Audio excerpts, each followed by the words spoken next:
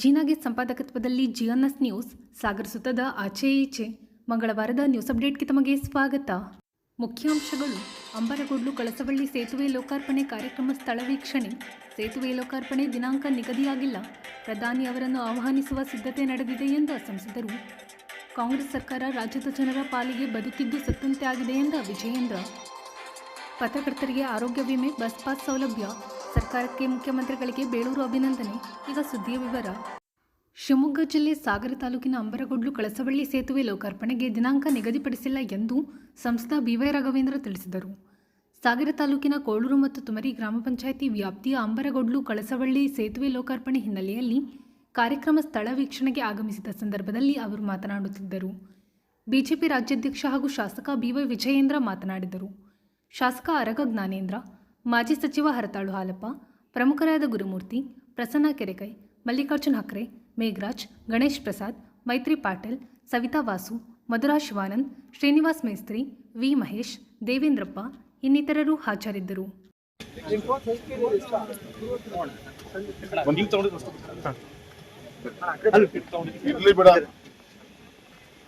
ಅಂಬರಗೋಡ್ಲು ಮತ್ತೆ ಕಳಸವಳ್ಳಿ ಶರಾವತಿ ಹಿನ್ನೀರಿನ ಒಂದು ಸೇತುವೆ ಅಂತ ಹೇಳ್ಬೋದು.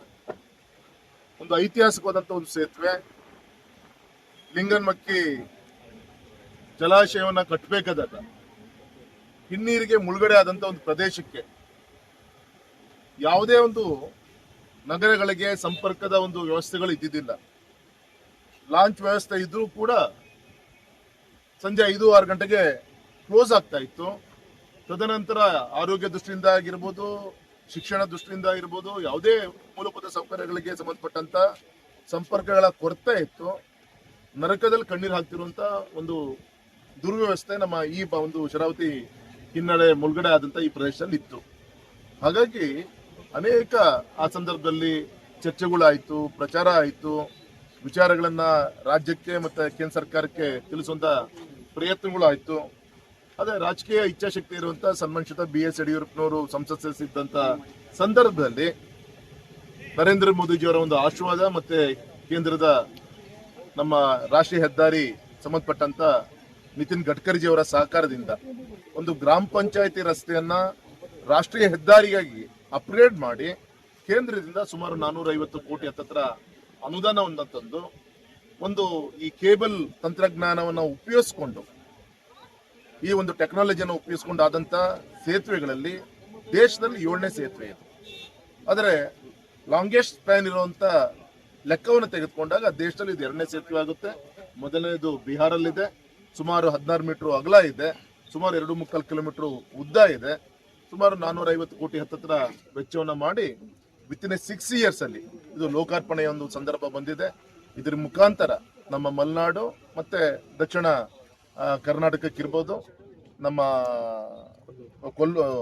ಉಡುಪಿ ದಕ್ಷಿಣ ಕನ್ನಡ ಮತ್ತು ಉಡುಪಿ ಜಿಲ್ಲೆಗೆ ಮತ್ತೆ ಅನೇಕ ದೇವಸ್ಥಾನಗಳ ಒಂದು ಸರ್ಮಾಲೆನೇ ಇದೆ. ಇಲ್ಲಿಂದ ನಮ್ಮ ಚೌಡೇಶ್ವರಿ ಸಿಗುಂದಿ ತಾಯಿ ಇರ್ಬೋದು, ಅಲ್ಲಿಂದ ಕೊಲ್ಲೂರು ಮೂಕಾಂಬಿಕಾ ಇರ್ಬೋದು, ಅಲ್ಲಿಂದ ಹಾಗೆ ಮುರುಡೇಶ್ವರ, ಹೊರನಾಡು ಹೀಗೆ ಲಿಂಕ್ ತಗೊಂತ ಹೋಗುತ್ತಿದ್ದು. ಮತ್ತು ವಿಶೇಷ ಗೋವಾಕ್ಕೂ ಲಿಂಕ್ ಆಗುತ್ತೆ. ಈ ರೀತಿ ನಮ್ಮ ಮಲೆನಾಡಿನ ಒಂದು ಪ್ರವಾಸೋದ್ಯಮಕ್ಕೆ ಒಂದು ಸಂಪರ್ಕ ಸೇತುವೆ ಆಗಿ ಒಂದು ಆರ್ಥಿಕವಾಗಿಯೂ ಕೂಡ ಒಂದು ಶಕ್ತಿ ಕೊಡುವಂತ ಒಂದು ಸೇತುವೆ ಇದಾಗುತ್ತೆ. ಹಾಗಾಗಿ ಒಂದು ಐತಿಹಾಸಿಕ ಒಂದು ಸೇತುವೆಯನ್ನ ಗೌರವಾನ್ವಿತ ಪ್ರಧಾನಮಂತ್ರಿಗಳೇ ಸ್ವತಃ ಬಂದು ಇದು ಉದ್ಘಾಟನೆ ಮಾಡಬೇಕು ಅಂತೇಳಿ ಈ ಭಾಗದ ಎಲ್ಲ ಭಕ್ತರ, ಮುಳುಗಡೆ ಸಂತ್ರಸ್ತರ ಒಂದು ಅಪೇಕ್ಷೆ ಇದೆ. 100% ವಿಶ್ವಾಸ ಇದೆ. ಆದಷ್ಟು ಬೇಗ ಪ್ರಧಾನಮಂತ್ರಿಗಳು ಮತ್ತೆ ನಮ್ಮ ಗೌರವಾನ್ವಿತ ನಿತಿನ್ ಗಡ್ಕರಿಜಿಯವರ ಸಮಯನ ತೆಗೆದುಕೊಂಡು ಇದು ಲೋಕಾರ್ಪಣೆ ಮಾಡುವಂತ ದಿನ ಹತ್ತಿರ ಇದೆ. ಹಾಗಾಗಿ ಇವತ್ತು ನಮ್ಮ ಹಾಲಪ್ಪನವರು, ನಾವು, ನಮ್ಮ ಗುರುಮೂರ್ತಿಯವರು, ಗೌರವಾನ್ವಿತ ಜ್ಞಾನೇಂದ್ರ ಅವರು, ನಮ್ಮ ಶಿಕಾರಿಪುರ ಶಾಸಕರ ವಿಜಯೇಂದ್ರ ಅವರು, ಇದು ಎಲ್ಲರೂ ಕೂಡ ನಾಳೆ ಅಕಸ್ಮಾತ್ ಮಹಾನಾಯಕರುಗಳು ಇಲ್ಲಿ ಬಂದಾಗ ಕಾರ್ಯಕ್ರಮ ಎಲ್ಲಿ ಮಾಡ್ಬೋದು ಅಂತೇಳಿ ಒಂದು ಪೂರ್ವ ಸಭೆ ಮಾಡ್ಲಿಕ್ಕೋಸ್ಕರ ನಮ್ಮ ಅಧಿಕಾರಿಗಳನ್ನ ಕರ್ಕೊಂಡು ಬರುವಂತ ಪ್ರಯತ್ನ ಮಾಡಿದ್ದೀವಿ. ಸಂತೋಷ ಅನ್ಸುತ್ತೆ. ಒಂದೆಲ್ಲ ಒಂದ್ ಕಡೆ ರಾಜಕೀಯ ಚುನಾಯಿತ ಪ್ರತಿನಿಧಿಗಳಾಗಿ ಒಂದು ತೃಪ್ತಿ ತರುವಂತ ಒಂದು ಪವಿತ್ರವಾದಂತ ಕಾರ್ಯ ನಮ್ಮ ಕಾಲದಲ್ಲಿ ಇವತ್ತು ಆಗಿದೆಯಲ್ಲ ಅನ್ನೋದು ಒಂದು ನಮಗೆ ಸಮಾಧಾನ ತರುವಂತ ಕೆಲಸ. ಇಲ್ಲ, ಒಂದು ಚರ್ಚೆ ಆಗ್ತಾ ಇದೆ. ಪಾರ್ಲಿಮೆಂಟ್ ಸೆಷನ್ ನಾಳೆ ಜುಲೈ 21 ಶುರು ಆಗ್ತಾ ಇದೆ. ಅದು ಪೂರ್ವದಲ್ಲಿ ಮಾಡಬೇಕು ಅಥವಾ ತದನಂತರ ಮಾಡಬೇಕು. ಮತ್ತೆ ಸಹಜವಾಗಿ ಗೌರವಾನ್ವಿತ ಪ್ರಧಾನಮಂತ್ರಿಗಳು ಬರೋದಾಗ್ಲಿ, ಕೇಂದ್ರದ ಮಂತ್ರಿಗಳು ಬರಬೇಕು, ಮುಖ್ಯಮಂತ್ರಿಗಳು ಬರಬೇಕಾಗತ್ತೆ. ಸಂದರ್ಭದಲ್ಲಿ ಹವಾಮಾನ, ಮಳೆ ಇದೆಲ್ಲದೂ ಕೂಡ ನೋಡಿ ದಿನಾಂಕವನ್ನು ಫಿಕ್ಸ್ ಮಾಡಬೇಕಾಗತ್ತೆ. ಆದಷ್ಟು ಬೇಗ ನಿಗದಿ ಆಗುತ್ತೆ. ಸರ್, ಈಗ ಪಕ್ಕದ ಹಸಿರುಮಕ್ಕಿ ಸೇತುವೆ ಆಗ್ತಿದೆ, ಇದಕ್ಕೆ ಕೇಂದ್ರ ಸರ್ಕಾರ ಅನುದಾನ ತರುವ ಏನು ಪ್ರಯತ್ನ ಮಾಡ್ತೀರಾ ಸರ್? ಇಲ್ಲ ಸರ್, ಸಂಪೂರ್ಣವಾಗಿ ನಮ್ಮ ಕ್ರೆಡಿಲ್ ಮುಖಾಂತರ ನಮ್ಮ ರಾಜ್ಯ ಸರ್ಕಾರದಿಂದ ಆಗ್ತಿರುವಂತ ಕಾರ್ಯಕ್ರಮ ಅದು. ಹಾಗಾಗಿ ಆದಷ್ಟು ಬೇಗ ಅದನ್ನು ಕೂಡ ಬೇಗ ಮುಗಿಸ್ಕೊಡ್ಬೇಕು ಅಂತೇಳಿ ರಾಜ್ಯ ಸರ್ಕಾರ ನಾವು ಒತ್ತಾಯವನ್ನು ಮಾಡ್ತೀವಿ. ಅಲ್ಲಿ ರಾಜ್ಯದ ಕಾಂಗ್ರೆಸ್ ಪಕ್ಷದಲ್ಲಿ, ಆಡಳಿತ ಪಕ್ಷದಲ್ಲಿ ದಿನೇ ದಿನೇ ಗೊಂದಲ ಜಾಸ್ತಿ ಆಗ್ತಾ ಇದೆ.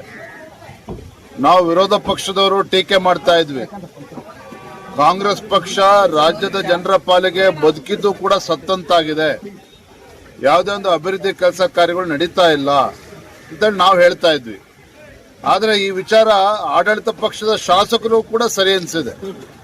ರಾಜ್ಯದಲ್ಲಿ ಕಾಂಗ್ರೆಸ್ ಸರ್ಕಾರ ಇದ್ದೂ ಸಹ ತಮ್ಮ ಕ್ಷೇತ್ರಗಳ ಅಭಿವೃದ್ಧಿಗೆ ಹಣವನ್ನು ಕೊಡೋದಕ್ಕೆ ಸಾಧ್ಯ ಆಗ್ತಾ ಇಲ್ಲ ಅಂತೇಳಿ ಇವತ್ತು ಆಡಳಿತ ಪಕ್ಷದ ಶಾಸಕರೇ, ಕಾಂಗ್ರೆಸ್ ಶಾಸಕರೇ ಟೀಕೆ ಮಾಡ್ತಾ ಇದ್ದಾರೆ. ಇದರ ಅರ್ಥ ರಾಜ್ಯದಲ್ಲಿ ಒಂದು ಅಭಿವೃದ್ಧಿ ಶೂನ್ಯ ಸರ್ಕಾರ ಇದೆ. ಇಂಥ ಜನವಿರೋಧಿ ಕಾಂಗ್ರೆಸ್ ಸರ್ಕಾರದಿಂದ ರಾಜ್ಯದ ಜನರಿಗೆ ಯಾವುದೇ ಕಾರಣಕ್ಕೂ ಒಳ್ಳೇದಾಗೋದಕ್ಕೆ ಸಾಧ್ಯ ಇಲ್ಲ, ರೈತರು ಕೂಡ ಒಳ್ಳೇದಾಗೋದಕ್ಕೆ ಸಾಧ್ಯ ಇಲ್ಲ ಅಂತೇಳಿ ಈಗಾಗಲೇ ಜನ ಇವತ್ತು ಮಾತನಾಡ್ಕೊಳ್ತಾ ಇದ್ದಾರೆ. ಎಷ್ಟು ಬೇಗ ಇಂಥ ದುಷ್ಟ ಜನವಿರೋಧಿ ಕಾಂಗ್ರೆಸ್ ಸರ್ಕಾರವನ್ನು ಕಿತ್ತು ಬಿಸಾಕ್ತಾರೋ ಅಷ್ಟು ಒಳ್ಳೇದು ಅಂತೇಳಿ ಜನಸಾಮಾನ್ಯರು ಮಾತನಾಡ್ತಾ ಇದ್ದಾರೆ. ಸರ್, ಮುಖ್ಯವಾಗಿ ಈಗ ಬಿಜೆಪಿ ಪಕ್ಷದಲ್ಲಿ ರಾಜ್ಯಾಧ್ಯಕ್ಷರ ಬದಲಾವಣೆ ಚುನಾವಣೆಯ ಬಗ್ಗೆ ಏನು ಹೇಳ್ತೀರಿ? ನೋಡಿ, ನಮ್ದೊಂದು ರಾಷ್ಟ್ರೀಯ ಪಕ್ಷ.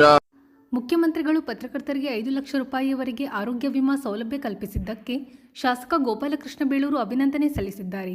ಈ ಕುರಿತು ಪತ್ರಕರ್ತರ ಜೊತೆ ಅವರು ಮಾತನಾಡುತ್ತಿದ್ದರು. ಈ ಸಂದರ್ಭದಲ್ಲಿ ಸುರೇಶ್ ಬಾಬು, ಗಣಪತಿ ಮಂಡಗಳಲ್ಲಿ, ಸೋಮಶೇಖರ್ ಲ್ಯಾಬಗಿರಿ, ಚಂದ್ರಪ್ಪ ಎಲ್, ಮಧುಮಾಲತಿ, ವಿಲ್ಸನ್, ಲಿಂಗರಾಜ್ ಇನ್ನಿತರರು ಹಾಜರಿದ್ದರು. ಎಲ್ಲ ಆತ್ಮೀಯ ಪತ್ರಿಕಾ ಮಾಧ್ಯಮದ ಎಲ್ಲ ಸ್ನೇಹಿತರಿಗೆ ಪತ್ರಿಕಾ ದಿನಾಚರಣೆಯ ಶುಭಾಶಯಗಳನ್ನು ಕೋರ್ತಾ ಇದ್ದೀನಿ. ಯಾವ ಪತ್ರಿಕೆಯವರು ರಾಜ್ಯದ ಸುದ್ದಿಗಳನ್ನು ಏನು ಬಿತ್ತರಿಸಿದ ತಮ್ಮ ಕಾರ್ಯವನ್ನು ದಿನ 24 ಗಂಟೆ ಕೆಲಸ ಮಾಡ್ತಿರುವಂಥ ನನ್ನ ಆತ್ಮೀಯ ಸ್ನೇಹಿತರ ಪತ್ರಕರ್ತರಿಗೆ ಇವತ್ತು ಒಂದು ಹೊಸ ಸುದ್ದಿ ಬಂದಿದೆ. ತಮಗೆ ರಾಜ್ಯದ ನಮ್ಮ ಮುಖ್ಯಮಂತ್ರಿಗಳಾದ ಸನ್ಮಾನ್ಯ ಸಿದ್ದರಾಮಯ್ಯ ಸಾಹೇಬರು ಸಹ ನಿಮಗೆ 5 ಲಕ್ಷ ರೂವರೆಗೂ ಸಹ ಇವತ್ತು ಇನ್ಶೂರೆನ್ಸ್ ಆರೋಗ್ಯ ಭಾಗ್ಯದ ಬಗ್ಗೆ ಕೊಟ್ಟಿದ್ದಾರೆ. ಅದರ ಜೊತೆಗೆ ಗ್ರಾಮೀಣ ಭಾಗದ ಪತ್ರಕರ್ತರಿಗೂ ಸಹ ಫ್ರೀ ಬಸ್ಸನ್ನು ಸಹ ಮಾನ್ಯ ಮುಖ್ಯಮಂತ್ರಿಗಳು ಕೊಟ್ಟಿರುತ್ತಾರೆ. ಇದು ಬೇಕಾಗಿತ್ತು, ಯಾಕಂದರೆ ಪತ್ರಕರ್ತರಂದರೆ ಪಾಪ ಅಲ್ಲಿಂದ ಇಲ್ಲಿಗೆ ಅಲ್ಲಿಗೆ ಓಡಾಡುವಂಥದ್ದು ಇದ್ದೇ ಇರುತ್ತೆ.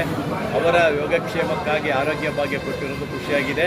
ಮತ್ತು ಅವರಿಗೆ ಗ್ರಾಮೀಣ ಭಾಗದ ಜನರಿಗೆ ಫ್ರೀ ಬಸ್ ಕೊಟ್ಟಿರೋದು ನನಗೆ ಸಂತೋಷ ಇದೆ. ಅದರಿಂದ ರಾಜ್ಯದ ಮುಖ್ಯಮಂತ್ರಿಗಳೇ ನಮ್ಮ ಸರ್ಕಾರಕ್ಕೆ ನಾನು ಅಭಿನಂದನೆ ಸಲ್ಲಿಸ್ತೀನಿ ನಿಮ್ಮ ಪರವಾಗಿ ಅಂತ ನಾನು ಹೇಳ್ತೀನಿ. ನೀವು ಸುರಕ್ಷಿತ ಆಗಿರಬೇಕು, ನಿಮ್ಮ ಕುಟುಂಬದ ಸುರಕ್ಷಿತ ಆಗಿರಬೇಕು ಅನ್ನೋ ಉದ್ದೇಶದಿಂದ ರಾಜ್ಯ ಸರ್ಕಾರ ಒಳ್ಳೆ ಕೆಲಸ ಮಾಡಿದೆ. ಅವರಿಗೆ ಇದು ಮಂಗಳವಾರದ ಸಮಗ್ರ ಸುದ್ದಿ. ನಿರಂತರ ಸುದ್ದಿಗಾಗಿ ನೋಡ್ತಾ ಇರಿ GNS ನ್ಯೂಸ್. ನಮಸ್ಕಾರ.